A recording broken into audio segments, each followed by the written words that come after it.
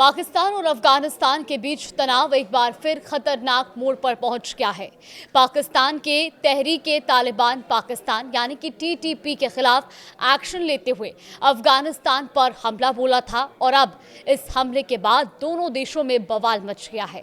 नमस्कार, आप देख रहे हैं न्यूज़ 18 का डिजिटल प्लेटफॉर्म और मैं हूं आपके साथ जागृति खंतवाल। खैबर पख्तूनख्वा और बलूचिस्तान के कई इलाकों में अफगान सैनिकों की ओर से फायरिंग की गई है। दोनों ओर से तोप के गोले दागे जा रहे हैं। अफगानिस्तान से जुड़े एक न्यूज़ चैनल का कहना है कि 18 पाकिस्तानी सैनिकों की मौत हो गई है। तो वहीं कंधार के मेवंद जिले में इस्लामिक अमीरात बलों के समक्ष 5 पाकिस्तानी बलों के आत्मसमर्पण की भी खबर दी गई। अब पाकिस्तान के मीडिया आउटलेट्स एक बार फिर से झूठ फैलाने लगे हैं। जब पाकिस्तान को करारी हार मिल रही है तब पाकिस्तानी न्यूज़ अपनी रिपोर्ट में कई अफगान चौकियों के ध्वस्त होने की खबर दी जा रही है। साथ ही दावा भी किया गया है कि दर्जनों अफगान सैनिकों की मौत हो गई है। आपको बता दें कि अफगानिस्तान ने यह हमला तब किया जब तालिबान के प्रमुख शेख हिबतुल्लाह अखुंज़ादा ने सैनिकों से सीधे बात की थी। रेडियो संबोधन के जरिए उन्होंने कहा था कि सिक्योरिटी फोर्सेस से जुड़े लोगों को रात के गश्ती दल में हिस्सा लेना चाहिए। अगर वो ऐसा नहीं करते तो मुझे बताएं। अफगानिस्तान की ओर से हमले के बाद पाकिस्तान ने भी तुरंत जवाबी हमला बोला।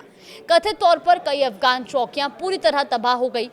पाकिस्तानी मीडिया का दावा है कि कई अफगान पोस्टों को आर्टिलरी और टैंकों और साथ ही हवाई हमलों से निशाना बनाया गया है।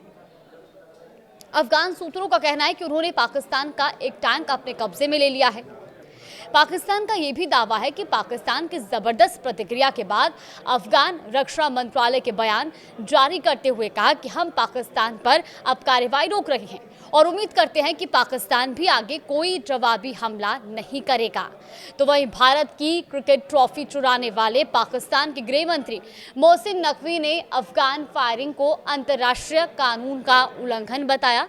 उन्होंने कहा कि अफगानिस्तान आग और खून वाला गेम खेल रहा है। साथ ही उन्होंने ये भी कहा कि नागरिक इलाकों पर फायरिंग करना युद्ध अपराध है। पाकिस्तानी सेना ने तत्काल और ताकतवर जवाब दिया। उसने ये साबित कर दिया कि किसी भी उकसावे को बर्दाश्त नहीं किया जाएगा, ये नकवी का कहना है। साथ ही मोहसिन नकवी ने यह भी कहा कि पाकिस्तान की सेनाएं हाई अलर्ट पर हैं और किसी भी दुश्मनी का जवाब पत्थर के बदले पत्थर से दिया जाएगा।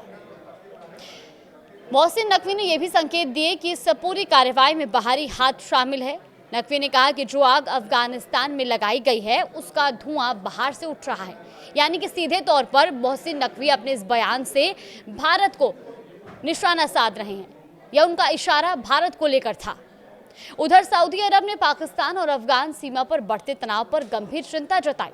उसके विदेश मंत्रालय ने कहा कि दोनों देशों को संयम बरतना चाहिए और संवाद से विवाद सुलझाना चाहिए। क्षेत्र की सुरक्षा और स्थिरता के लिए शांति बेहद जरूरी है। तो वहीं कतर ने भी इसी तरह की प्रतिक्रिया दी है। कतर विदेश मंत्रालय का कहना है कि तनाव घटाना और संयम दिखाना ही शांति और स्थिरता की राह है। पाकिस्तान और अफगानिस्तान को कूटनीति और संवाद का रास्ता अपनाना चाहिए। हालांकि पाकिस्तान और अफगानिस्तान के बीच में भड़की आग कब तक शांत होगी ये तो आने वाला समय ही बताएगा, लेकिन फिलहाल बॉर्डर पर तनावपूर्ण माहौल बना हुआ है और इस बीच कई सेना के कार्मिकों की जान भी जा चुकी है। कई सेना के जवान शहीद भी हुए हैं। फिलहाल इस पूरी खबर पर तमाम अपडेट्स के लिए आप देखते रहिए न्यूज़ 18।